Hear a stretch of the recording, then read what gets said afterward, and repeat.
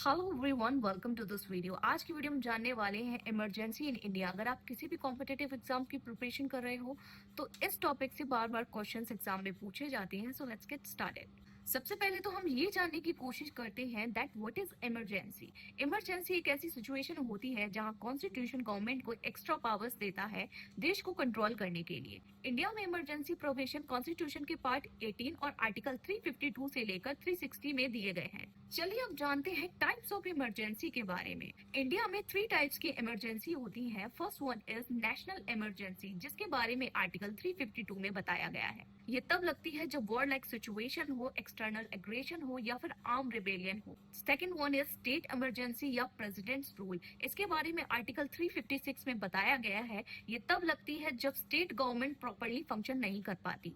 Third one is financial emergency. इसके बारे में आर्टिकल 360 में बताया गया है। ये तब लगती है जब देश में फाइनेंशियल स्टेबिलिटी खतरे में हो। नेशनल इमरजेंसी सबसे ज्यादा इम्पोर्टेंट होती है। चलिए अब जानते हैं 1975 की इमरजेंसी के बारे में।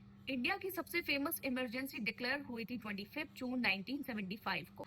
इस टाइम पे प्राइम मिनिस्टर थी इंदिरा गांधी और प्रेसिडेंट थे फखरुद्दीन अली अहमद। रीजन था इंटरनल डिस्टर्बेंस का, जिसे 44th अमेंडमेंट एक्ट के बाद आर्म रिबेलियन कर दिया गया था। इमरजेंसी के मेन कॉजेस थे जैसे इलाहाबाद हाई कोर्ट का जजमेंट 1975, जहां इंदिरा गांधी का इलेक्शन इनवैलिड डिक्लेयर हुआ था। पॉलिटिकल इंस्टेबिलिटी और अपोजिशन प्रोटेस्ट, जेपी मूवमेंट या जयप्रकाश नारायण का प्रोटेस्ट। इकोनॉमिक प्रॉब्लम्स जैसे कि अनएम्प्लॉयमेंट और इन्फ्लेशन। इमरजेंसी के दौरान कुछ मेजर चेंजेस हुए थे, जैसे कि फंडामेंटल राइट्स को सस्पेंड कर दिया गया था, जिसके बारे में हमें आर्टिकल 19 में देखने को मिलता है।